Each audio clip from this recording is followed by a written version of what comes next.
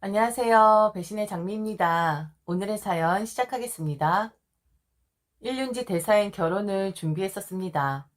작지만 남자친구와 제 힘으로만 결혼 준비하려고 차곡차곡 몇 년 전부터 함께 돈도 모으고 있었고요. 새로운 인생을 내가 사랑하고 아끼는 남자친구와 부부가 되어 함께 시작을 한다는 것에 행복했었습니다. 그런데 조금씩 결혼이라는 것에 고개를 갸우뚱하게 되는 일들이 벌어지게 되었는데 그 시작은 바로 상견례부터였었습니다. 상견례에서 처음 만난 남자친구의 부모님, 그리고 누나들은 뭐랄까 좀 무례한 느낌? 다른 식구를 맞이할 준비가 되지 않았는데 억지로 맞추려고 하는 느낌이 들었습니다. 솔직히 좋게 이야기를 해서 그렇지 상견례에서 보여준 그들의 모습은 제가 인생을 살면서 단 한 번도 마주칠 일이 없을 정도의 그런 인간들 유형이긴 했습니다. 가부장적인 사고방식에 갇혀있는 예비 시부모님, 특히 예비 시아버지가 그런 성향이 매우 짙었었고요. 그리고 남자친구의 작은 누나라는 사람. 아마 제 이야기를 들으시면 그때 너는 결혼을 물리겠다. 그 자리에서 바로 이야기를 했어야 했다. 라고 하실 겁니다. 저희는 이 작은 누나라는 사람 때문에 상견례를 한번 변경했었습니다. 한 달 전, 일주일 전, 3일 전, 아니요. 바로 하루 전에 상견례 날짜를 변경할 수 있냐고 남자친구가 물어오더라고요. 있잖아. 정말 미안한데, 혹시 상견례 날짜를 딱 일주일 뒤로 미룰 수가 있을까? 뭐? 바로 내일인데, 그게 무슨 소리야? 그게 지금 우리 작은 누나한테 일이 좀 생겨서 내일 상견례를 참석 못할 것 같아서 그래. 누나한테? 혹시 누나 어디 다치셨어? 그게 말끝을 흐리는 것 같았지만 제가 이미 그렇게 생각을 했었기에 의심을 안 했던 것 같습니다. 저는 작은 누나라는 사람이 분명히 다쳤다고 생각을 했었거든요. 그게 아니면 상견례 하루 전에 날짜를 변경하자고 할 이유가 없는 거잖아요. 상식적으로 말이죠. 하지만 그게 아니었었죠. 암튼 일주일 뒤에 상견례는 시작이 되었고 작은 누나라는 사람은 그때도 약속한 시간보다 30분 정도 늦긴 했었습니다. 뭐 작은 누나라는 사람이 중요한 건 아니니까 남자친구와 남자친구의 부모님은 약속한 시간에 도착을 했으니 별 문제 삼지 않았지만 작은 누나라는 사람이 들어오는 순간 저는 하고 감탄을 할 수밖에 없었죠. 그리고 눈치 없이 지난주 상견례를 미뤘던 이야기를 하는데 남자친구 식구들은 다들 헛기침을 하고 난리인데 작은 누나라는 사람은 아랑곳하지 않았습니다. 우선 그녀의 복장은 하하하 골프웨어였습니다. 뭐 그것까진 좋습니다. 그런데 정말 골프를 치고 왔더라고요. 그리고 지난주 우리의 상견례를 미뤘던 이유도 바로 그녀가 제주도에서 골프를 치고 있었기 때문이었답니다. 아무 생각 없이 주위 사람들 눈치 살피지 않으면서 그 가벼운 입에서 나오는 말들은 가관 그 자체였었죠. 어머, 죄송해요. 내가 또 늦었네. 내 결혼도 아니고 내 상견례도 아니다 보니까 자꾸 까먹게 되네. 지난주에도 골프 치느라 정신 나가 있었는데, 아니, 오늘 또 내가 골프장으로 가고 있었던 거 있지? 원래 이렇게 내가 뭔가에 꽂히면 이렇다니까. 그때 다 일어났어야 했던 거겠죠. 헛기침에 쓴 웃음을 지으며 허탈해할 수밖에 없었습니다. 그녀의 행동에 말이죠. 상견례 자리 내내 무거웠어요. 오고 가야 할 중요한 이야기들이 분명히 있어야 했는데 우선 저희 부모님도 침묵을 하셨고 남자친구의 부모님 또한 침묵을 하셨습니다. 마치 기싸움을 하는 것처럼요. 누가 먼저 말을 거나 하고 내기를 하는 것처럼 말이죠. 그렇게 모든 것이 무음이 된 상태에서 먹는 둥 마는 둥 한 채 상견례 끝이 났고 그날 저는 두 번의 난리를 겪어야만 했습니다. 우선 첫 번째는 남자친구와의 소동이었었죠. 배신감이 들더라고요. 작은 누나 골프 때문에 그녀가 우리의 상견례를 잊었다는 이유로 약속을 변경한 것에 대해서 말이죠. 남자친구의 변명은 정말 유치 그 자체였었습니다. 저희가 작은 누나를 뛰어넘어 결혼을 하는 것이니 배려를 해준 거라 하더군요. 성격 자체가 워낙에 남의 눈치 보는 사람이 아닌데 한 번 담아두면 오래 가는 사람이라고 그래서 어쩔 수 없이 상견례를 한 주 미룬 거라 했습니다.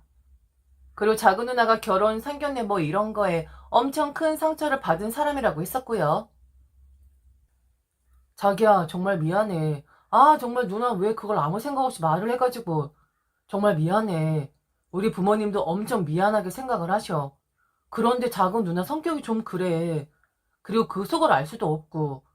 지금 아무렇지 않게 행동을 하긴 하는데, 작은 누나가 한번 결혼하려다가 실패를 한 적이 있어서 지금 모든 식구들이 작은 누나 눈치를 살피고 있는 모양새거든. 아, 정말 내가 자세히 말을 해주고 싶긴 한데, 작은 누나 프라이버시니까 정말 미안해. 무례하고 뭐 이딴 집구석이 있나 생각이 되겠지만, 정말 우리 작은 누나 입장에선 그럴 만한 일이 있어서 그래. 우리 누나가 결혼할 사람하고 엄청 안 좋은 일이 있었거든. 우리 가족들도 그 일로 상처받았었고, 우리도 그랬었는데, 작은 누나는 어떻겠어. 일부러 그러는 건 절대 아니고, 상견례, 결혼, 뭐 이런 거 자체에 학을 떼는 사람이야. 정말 그래서 그런 거야. 오해는 하지 말아줘. 아, 정말 어처구니 없는 일이었고, 우선 어떤 상처를 받았는지 자세히 말을 해주지 않았었기에, 저는 이해를 할 수조차 없었습니다. 결국 그날 남자친구에게 화를 잔뜩 내고 집으로 돌아왔는데, 2차전을 기다리고 있었죠. 바로 저희 부모님이셨습니다. 반대하시는 게 당연했지요. 그런 무례한 사람들하고 사돈 맺는 거, 그 누가 좋아라 하겠습니까? 작은 누나 행태도 문제이긴 했었지만 부모님이 더 반대를 하고 든 건 바로 남자친구의 부모님들 성향이었었습니다. 아무리 그래도 자식 나눠 갖는 사람들인데 그게 뭐니? 너 결혼하고 우리 집에 아예 오지도 못하게 할 양반들이던데? 나이도 우리랑 비슷한 것 같은데 요즘 우리 나이에 그렇게 가부장적인 사람들 없어. 시대가 변했는데 그 집안 양반들만 변하지 않은 것 같더라. 거들먹거리는 표정부터 시작해서 그리고 아무리 그래도 딸내미 골프 치느라 상견례 참석 못하니 상견례 날짜를 변경하자는 게 그게 정상적인 머리에서 나올 수 있는 거야? 아, 기가 막혀서 정말. 네 남자친구 아버지는 어디 감히 여자가라는 말이 입에 붙은 양반이더라. 어찌나 귀에 거슬리던지. 너희 결혼할 생각하지 마. 걔랑 헤어져. 그런 무례한 집안하고는 사돈 맺을 생각 없어. 뭐 별로 나은 것도 없어 보이더만. 아이고, 어이구, 아들 가진 유세 떠는 거야? 며느리 둘이 어쩌고 저쩌고, 여자가 감히 어쩌고 저쩌고. 이런 소리 듣게 할 거면 너 그냥 결혼하지 마. 혼자 살아, 이거 사. 남자친구의 아버지는 정말 가부장적인 사람이긴 했습니다. 그리고 엄마 말처럼 거들먹거리는 표정부터 시작해서 은근히 친정보단 시댁이 우선이다. 그리고 여자로서 며느리로서 시댁의 본분을 다 해야 한다. 그리고 결혼을 하면 친정 부모님은 딸 하나 없어졌다 생각을 해야 하는 거라 하더라고요. 뭐 요즘 세상엔 아들 하나 얻은 거라고 그렇게 말하는 사람들이 많다고 하는데 자기가 봤을 땐 그게 다 자기 위로하는 것 같다고. 자신도 딸 가진 사람이고 한 명의 딸은 이미 결혼을 시켜보았지만 특별한 일 빼고는 결혼하면 딸은 없어졌다. 혹은 아예 처음부터 없었던 것처럼 생각을 한다 합니다.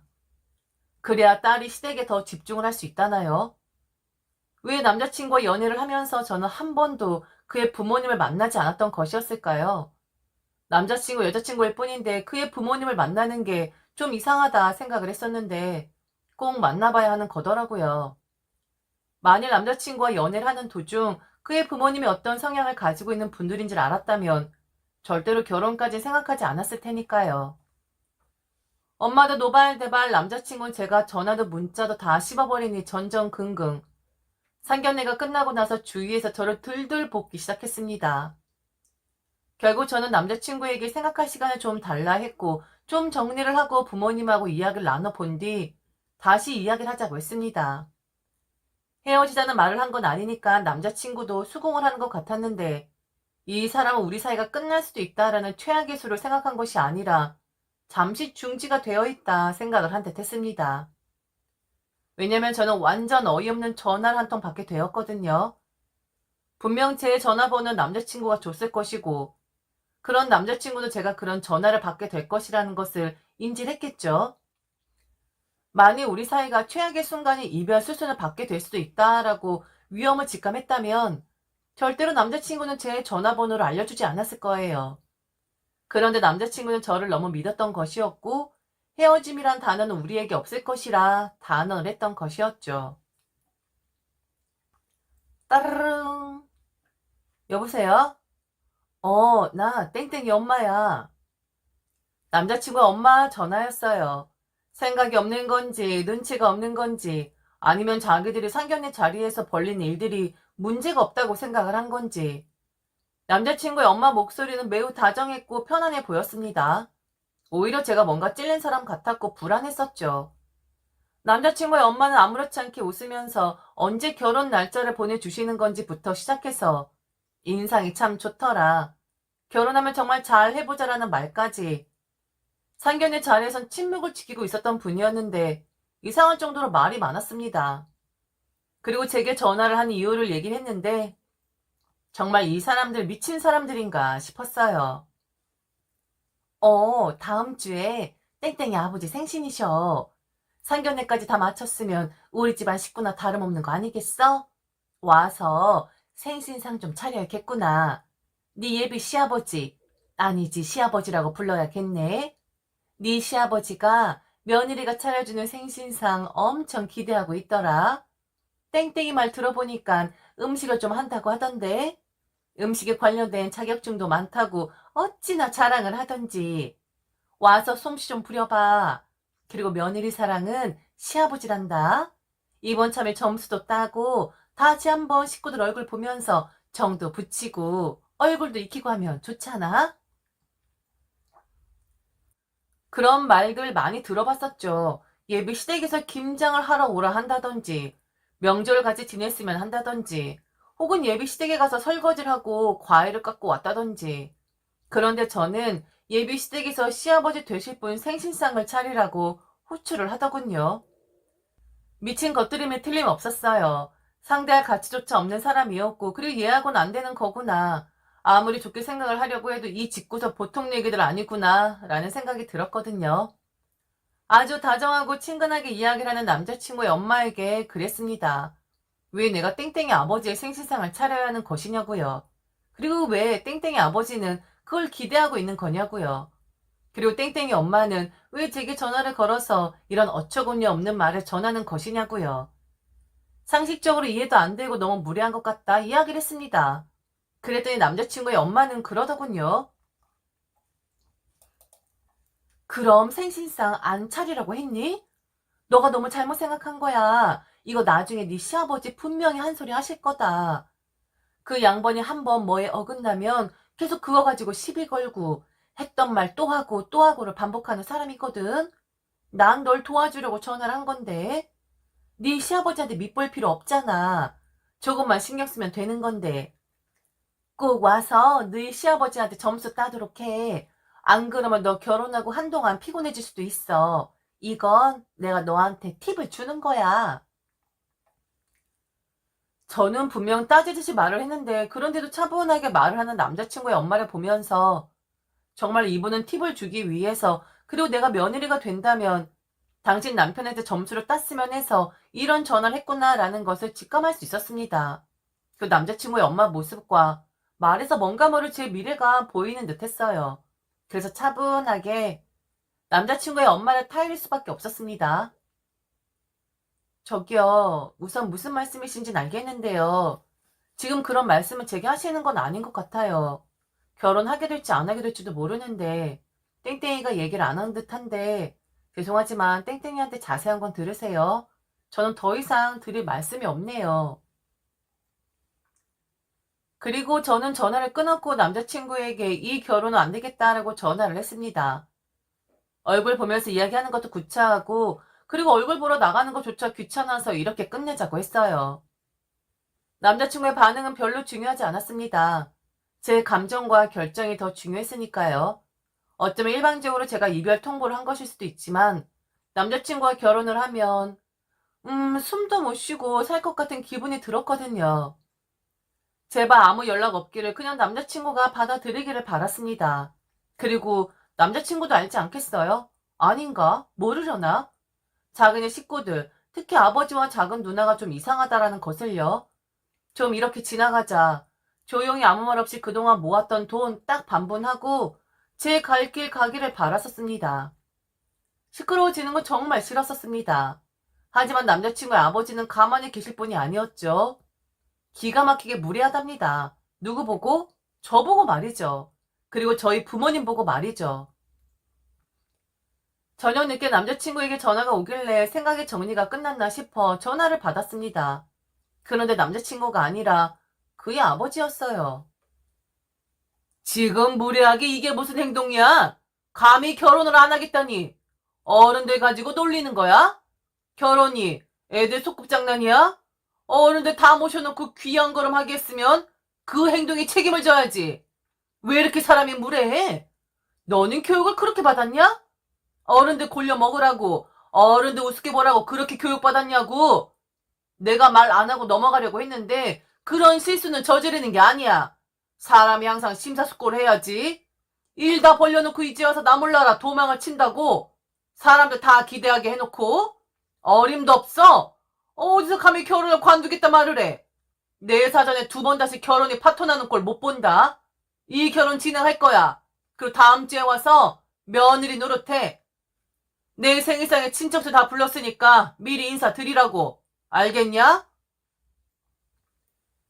무례를 범한 건 먼저 자기들이었고 남자친구와 헤어질 결심을 한 것도 바로 자기들 때문인데 내로남불 오지고 지리더군요. 이래서 그 작은 누나라는 사람 결혼도 파토가 난 게 아닌가 싶었어요.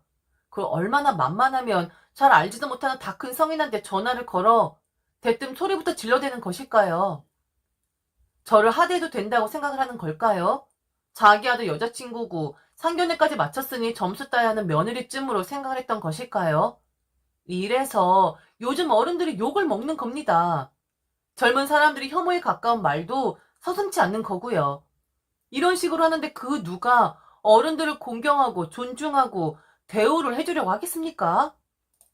물론 소수의 어른들이겠지만서도요. 어르신, 왜 이렇게 소리 지르십니까? 어르신이야말로 너무 무례한 거 아닙니까? 저도 다 큰 성인이고 어르신에게 이런 취급 받을 정도로 저 어르신 밑에 있는 사람 아닙니다. 지금 이게 뭐 하는 행동이세요? 뭐? 어르신? 아버님이 아니라 어르신이라고? 아, 너 뭐 하는 애냐? 너 지금 우리 가지고 논 거냐? 아니, 왜 남의 아버지한테 자꾸 아버님이라고 부르나요? 제 아빠도 아버님이라고 안 부르는데. 저기요, 힘 빼지 마시고, 저는 지금 말할 가치조차 못 느끼겠거든요? 생신상? 참네. 상견례 자리에서 그런 행동을 하고도 지금 제가 결혼을 할 거라 생각하는 거예요? 와, 이래서 틀딱이라고 하나 보다. 완전 자기들 생각만 하네. 소리치면 누가 무서워할 줄 알아요? 그리고 뭘 인사를 드려라 명령질이야. 어르신이 뭔데 결혼하라 말하라 해요. 저 아세요? 저랑 무슨 사이 되세요? 무리한 건 제가 아니라 어르신이에요. 그리고 어르신 작은 딸이고요. 나는 어르신 아들하고 결혼할 생각 없으니까 저한테 소리 그만 지르시고요. 다른 여자 찾아보세요. 여자가 며느리가 어쩌고 저쩌고 해도 참고 골프 치느라 정신없어서 동생 예정된 상견례 날도 빠그라뜨리고 결혼도 전에 점수 따야 한다고 생신상 차리라고 해도 네네 알겠습니다. 라고 순종적인 여자 찾아보라고요. 저는 어르신 같은 분들을 좀 혐오하는 그런 사람이거든요. 그래서 어르신 앞에서 얘 밥 말아먹는 행동할 것 같으니까 그만 틀딱 같은 행동 하시라고요. 아시겠어요? 헤어졌고 반분한 돈 받았고 저희 부모님한테 죄송스러운 마음 들어 그냥 그 돈 드렸습니다. 사고 싶은 거 있으면 사시든 여행을 가시고 싶으면 가시든 알아서 하라고 했죠. 결혼이 깨졌다는 것엔 별로 큰 데미지를 입지 않았지만 저는 그날 남자친구 아버지라는 사람이 찌개 고함을 쳤던 그 전화 통화를 잊을 수가 없습니다. 그리고 결혼을 관두겠다 하니 고소를 하겠다는 말도요. 결국 저희 부모님이 나섰고 개판 5분 전 되었었죠. 뭘 고소를 하지? 한 게 아무것도 없는데. 저희 아버지 말씀이 생각이 나네요. 결혼 준비하다 관둔 사람들 몽땅 다 고소해서 콩밥 먹었으면 우리나라에 콩 남아나지 않았을 거라고요. 같이 나이 먹어가는 노인들끼리 추잡하게 굴지 말자고 하는데 그 말이 어찌나 웃기던지요. 암튼 어른한테 한 번도 그런 고함 소리를 들어본 적이 없었는데 사람이 위축될 정도로 두려움이 생기긴 하더라고요. 곱게 늙어가는 어른들이 있는 반면 자기들 생각에 똘똘 뭉쳐서 주위를 살피지 않는 어른들이 점점 더 많아져 가는 것 같습니다. 무슨 생각으로 그 어르신은 제게 그랬던 것일까요? 말도 아무 생각 없이 그냥 막 험하게 하고 저를 한참 밑에 있는 사람으로 본 걸까요? 시어머니 며느리 사이의 갈등만큼 시아버지 며느리 사이의 갈등도 만만치 않다더니 제가 그럴 위기에 처할 뻔했었네요. 다음번에 남자를 만나게 되면 결혼을 약속하기 전 꼭 남자의 부모님을 만나 뵈어야겠습니다. 이렇게 하나를 배우게 되네요.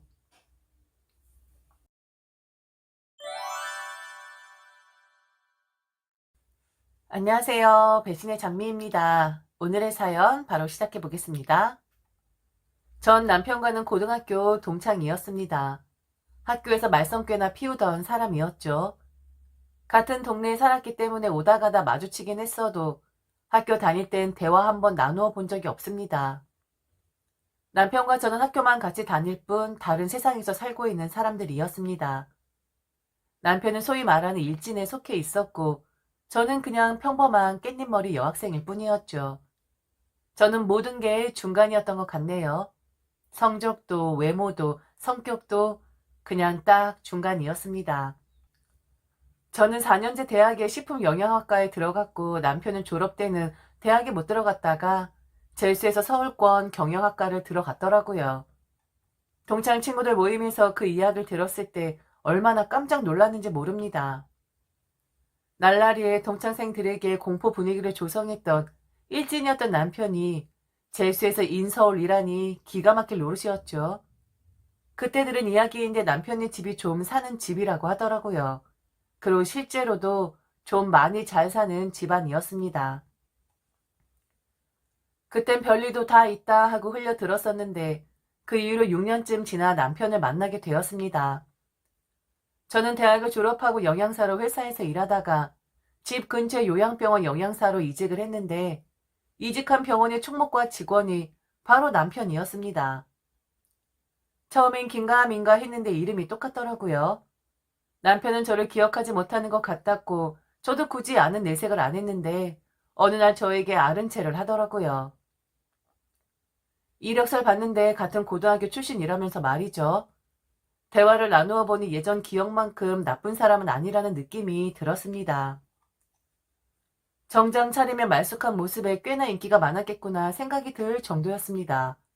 이런저런 이야기를 하다가 어떻게 취업을 빨리 할 수 있느냐 물으니까 군대를 면제받았다고 하더라고요.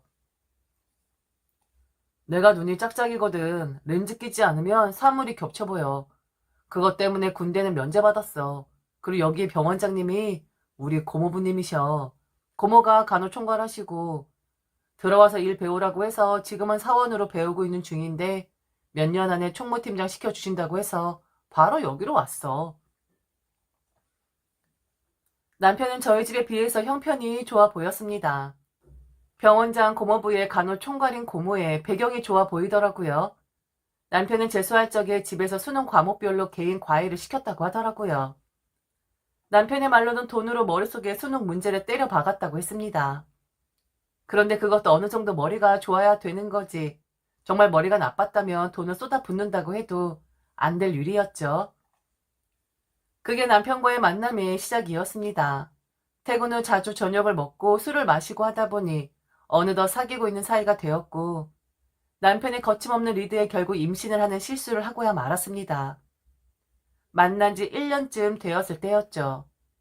당시 저는 남편에 대해 확신은 없었던 터라 지워야 한다는 생각이 강했었는데 남편에 의해 반강제로 결혼을 생각해야만 했습니다. 너 이제 어디 가서 결혼도 못해. 소문 안 날 것 같아? 너랑 나랑 사귀었던 거? 애 가졌다는 거? 우리 동창들에게 소문나는 건 시간 문제야. 그건 네가 더 잘 알지 않아? 너 지난번 동창 모임에 가서 나랑 사귄다고 했더니 애들이 뜨악했다면서? 여기 우리가 살던 동네야. 소문? 금세 날 거라고. 나도 아직 결혼은 좀 이르다고 생각은 하는데 어쩌겠냐. 내가 너 책임져야지. 남자의 책임감이란 그렇다. 그러니 쓸데없는 생각 말고 우리 결혼해. 너 임신했다고 하니까 우리 엄마가 좋아하긴 하더라. 지우지 말고 애 낳으래. 그 말인즉슨 결혼하라는 말 아니겠냐? 그러니까 이것저것 재지 말고 그냥 결혼해. 나 말고 다른 남자 만나봐야 별거 없어. 솔직히 나 정도면 너에게 괜찮다 못해 넘치는 거 아니냐? 빼는 것도 딱 여기까지야. 더 했다간 진짜 화낸다. 제가 남편에게 확신을 갖지 못했던 이유가 바로 남편이 이런 성격 때문이었죠. 무조건 자기 말이 옳고 반박하면 자존심 긁는 이야기가 먼저 나왔고, 그것도 안 되면 욕설이 나왔고, 자기 뜻대로 안 되면 결국 폭력 성향도 보였었거든요. 결혼 이야기 나오기 전에 화나는 일이 있었는데 속 터진다면서 벽을 주먹으로 치는 바람에 손가락 하나가 부러지는 일도 있었습니다. 계속 애기한테 미안한 일이지만 지우고 싶었죠. 그리고 병원도 관두고 남편이랑도 헤어져야겠다고 생각을 했었는데, 그렇게 결심을 굳혔는데 외할아버지가 뇌출혈로 쓰러지게 됩니다. 당시 저희 집도 그랬고 외가댁도 사정이 좋지 않았는데, 누구나 겪듯이 늙어 병들면 돈이 항상 문제가 되는 것이죠. 외갓집 사람들은 외할아버지의 병수발을 들 여력 있는 사람들이 없었습니다. 그러다가 결국 그 일을 엄마가 떠맡게 되었죠. 오빠하고 동생들이고 다들 먹고 살기 힘든 마당에 네 외할아버지 병수발들 사정이 안 되나 봐. 우리 매 한 가지긴 하지만 그래도 네가 병원에 있으니 그나마 좀 낫지 싶어. 미안하지만 너 일하는 요양병원에 할아버지 좀 넣어줘. 삼촌들이랑 이모가 매달 10만 원씩 보내기로 했어. 얼마나 더 사실지는 모르겠는데 풍이라는 게 3년, 5년, 7년이라고 하더라. 3년 넘기면 5년 살고 5년 사시면 7년 사신대. 긴 싸움이니까 최대한 아껴서 모셔야지. 이 엄마도 아버지가 우리 집 근처에 있으면 마음이 편할 것 같아. 니네 병원 들어가면 직원 가족 할인인가 된다고 했잖아. 한 달에 50만 원 정도면 모실 수 있지 않아? 엄마가 부탁해. 할아버지 좀 도와줘. 일반 요양병원으로 모시면 한 달에 들어가는 돈이 100만 원이 넘는다고 하더라고요. 그나마 저는 직원 할인이 있어서 병원비의 반액 정도만 내면 되었고요. 엄마에게 병원 그만두고 여행 다녀온다고 할 생각이었는데 외할아버지로 인해서 계획을 실행에 옮길 수 없게 되었습니다. 하루하루 날짜는 지나는데 뱃속 애기가 자랄 것을 생각하니 한숨만 나오더라고요. 이러지도 저러지도 못하고 있는데 미래의 시어머니 되실 분이 저를 찾아왔습니다. 아들에게 말은 들었다. 너랑 결혼하고 싶다고 하더라. 생각 같아서야 더 좋은 혼처자리 찾아서 맺어주고 싶지만 네가 내 아들 아이를 임신했다니 이것도 인연이면 인연인 거지. 알아보니 집안 형편이 넉넉한 것은 아닌 것 같고 너 자체로도 엄청 마음에 드는 것도 아닌데 그래도 네가 영양사니까 내 아들 먹는 것은 잘 챙겨주겠다 싶다. 그거 한 가지만 딱 마음에 들어. 군대 면제받은 이야긴 들었지? 눈이 좀 안 좋은 편이야. 애도 그렇고 우리도 그렇고 그것 때문에 마음고생 많이 했어. 눈은 영양이 중요하다고 하는데 지금이야 내가 챙겨주니까 괜찮지만 결혼하면 잘 먹고 다닐런지가 늘 걱정이었어. 요즘 신혼부부들 그렇잖아. 사 먹는 거 좋아하고 집밥 잘 안 먹고. 그래도 네가 영양사니까 영양적으로 내 아들 밥은 잘 챙기겠다 싶어. 그러니 내 아쉬운 소리 더 안 할 테니까 건강한 손주들 둘 아니 셋 정도 안겨주고 내 아들 먹는 거에 신경 좀 많이 써줘. 너 보고 돈 벌어오라고 하지 않을 테니까 그런 걱정은 말고. 임신, 외할아버지 입원, 그리고 시어머니의 강력한 추진 등등 등 떠밀듯이 신속하게 결혼이 진행되었습니다. 제 부모님은 제가 혼전 임신했다는 말을 듣고 처음에 화도 나시고 속도 상해하셨지만 이내 저를 다독이시며 다 잘 될 거라 위안해 주시더라고요. 가끔 그때 부모님이 애 지우고 헤어지라고 말해 주었으면 어땠을까 하는 아쉬움도 있긴 했습니다. 하지만 그때 상황은 결혼할 수밖에 없는 분위기로 흘러갔습니다. 시어머니 시댁 근처에다 집을 아예 사주셨죠. 그리고 그곳을 채우는 것은 저의 몫이었습니다. 우리 집은 가전제품 삼성 거밖에 안 쓴다. 혼수로 해올 목록 줄 테니까 최소한 이 정도는 해와야 해. 그리고 너도 알다시피 우리 집 식구들이 다들 눈높이가 있어서 예단도 좀 신경을 써야 해. 다들 골프 치니까 골프 세트로 통일하는 게 좋을 것 같아. 야마하로 5세트 준비해라. 그리고 나머지는 네가 알아서 하고. 야마는 그때 처음 들어보았습니다. 엄청 비싼 거였더라고요. 집에 돈도 별로 없는데 혼수 때문에 기둥불이 뽑히겠더군요. 시어머니 앞에서는 아무 말도 못하고 남편에게 너무 과하다고 살짝 말했는데 화를 내더라고요. 그 정도도 못하냐고 말이죠. 그냥 엄마 하라는 대로 해. 내가 외동 아들인데 어차피 엄마 아버지 돌아가시면 다 내 재산 되는 거야. 내 재산 되면 네가 좋은 거 아니야? 투자한다고 생각해. 장인 장모야 나이 들어서 돈 없을 거 뻔하고 그럼 그거 누가 감당하겠냐? 결국 네가 다 해야 하는 거 아니야? 그때 생각하면 우리 엄마 요구가 과한 건 아니잖아. 이런 걸로 스트레스 받게 하지 마. 네가 알아서 하라고. 그때 참 힘들다라고 느꼈습니다. 저 스스로에 대한 원망도 컸고요. 칠칠치 못해가지고 임시나 해가지고 원치 않았던 결혼, 거기다 부모님을 경제적으로 압박하는 꼴이 되고 말았으니 너무 한심하더라고요. 그럼에도 부모님은 시댁에서 원하는 거 최대한 맞추자고 하시더라고요. 어차피 너 시집가면 우린 굳이 서울서 안 살아도 돼. 여기 아파트 팔 생각이었어. 조금 더 바깥쪽으로 나가면 좀 더 넓고 쾌적한 곳 많더라. 우리 용인 쪽 생각하고 있어. 그러니까 걱정하지 마. 엄마가 다 해줄게. 우리 딸은 태교에나 집중해. 그리고 결혼하고 행복하게 살아. 그래도 시댁이 잘 사니 돈 걱정하지 않고 살아도 되잖니? 부모님은 30년 반평생 마포에서만 사셨는데 저희 결혼 때문에 경기도로 나가시게 되었죠. 물론 지금은 그때 그 선택이 괜찮았다는 것을 알지만 그래도 그때는 부모님께 너무 죄스러웠습니다. 그렇게 결혼을 했고 딸 아이를 낳았고 둘째도 갖게 되었죠. 외할아버지는 꼬박 3년간을 병원에 누워 계셨는데 5년을 못 채우고 임종하셨습니다. 그래도 남편과 결혼함으로써 병원비는 많이 안 들어 다행이라고 해야 할까요? 그건 고맙게 생각하고 있습니다. 그런데 결혼 이후로 생각보다 결혼 생활은 어두웠어요. 남편은 술도 좋아했고 학창시절 때처럼 무리지어 다니는 걸 좋아했던 사람이라 늘 친구들과 어울려 다녔죠. 대부분 고등학교 동창들이었고 아는 얼굴들이었죠.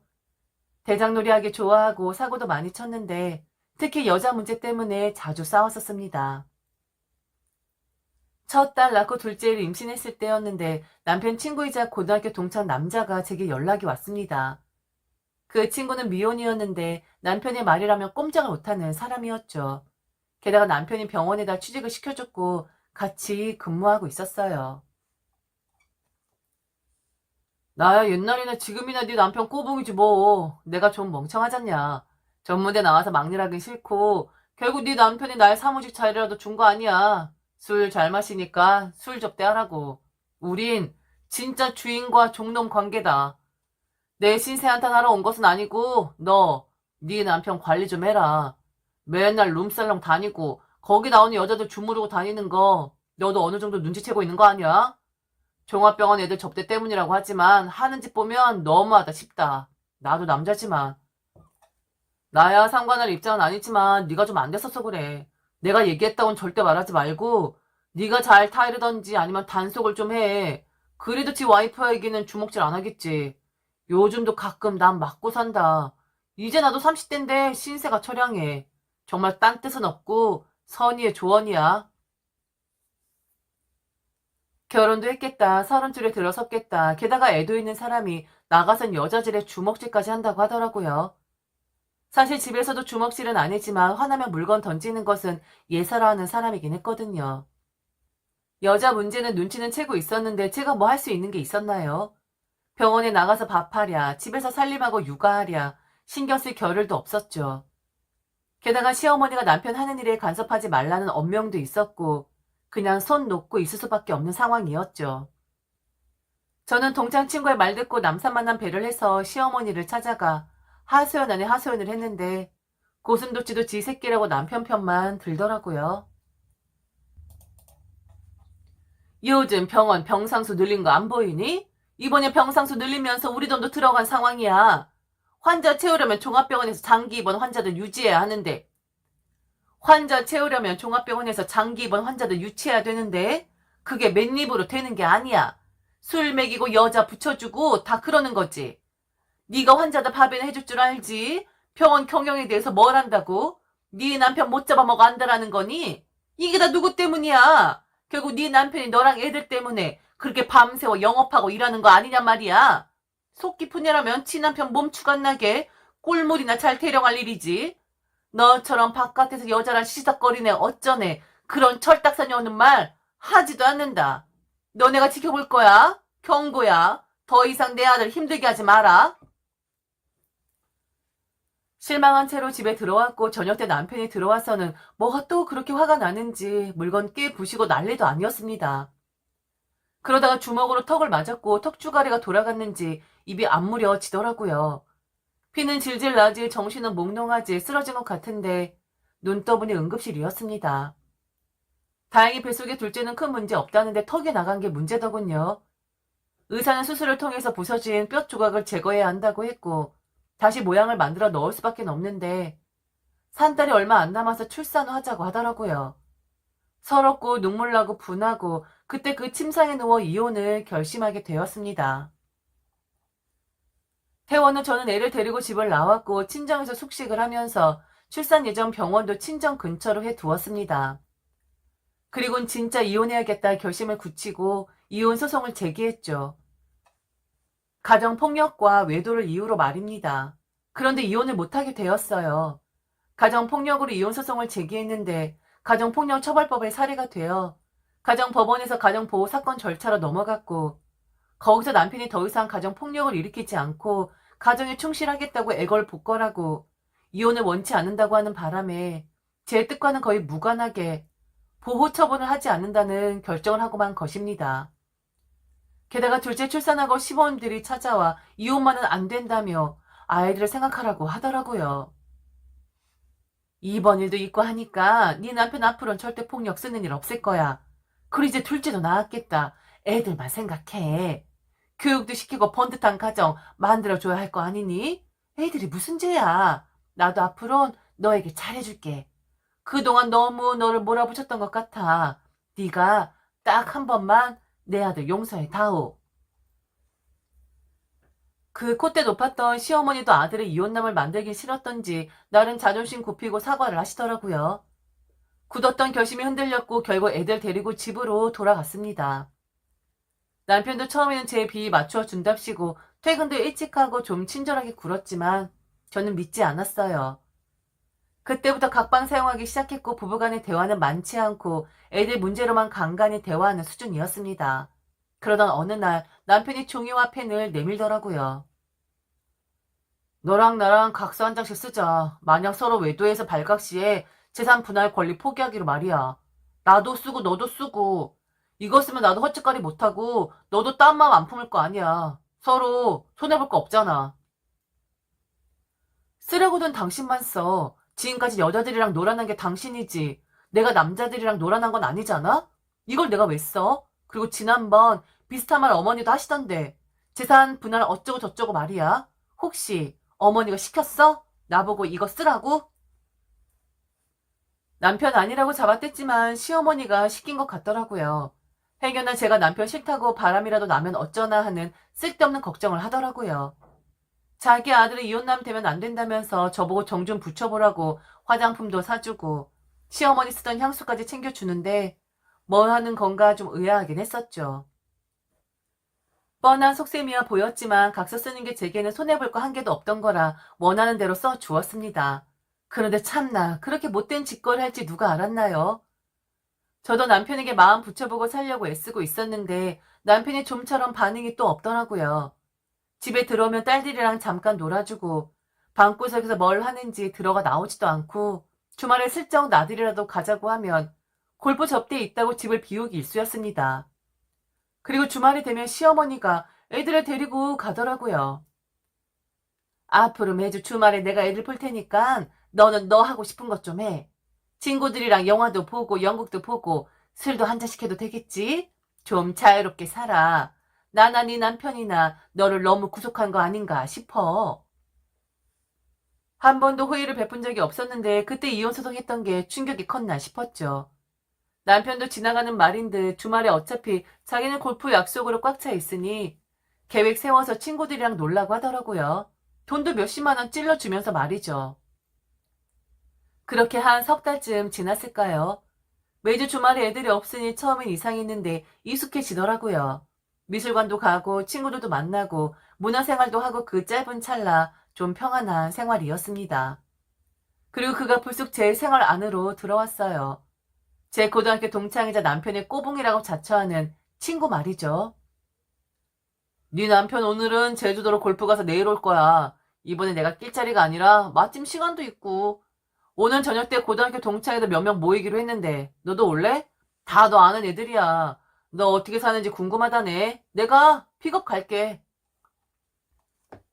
처음에는 거절했는데 개중에는 한번 만나고 싶었던 친구가 있었던지라 따라 나서게 되었네요. 아무도 몰랐던 제 첫사랑 같은 남자애였죠. 그 이름 듣는 순간 괜히 설레더라고요. 친구 따라 동창회 나갔고 그 남자애도 보고 진짜 재밌었네요. 그렇게 심장이 두근댔던 기억은 오랜만이었죠. 그때부터 남편의 꼬봉 친구가 주말에 저와 자주 만났던 것 같아요.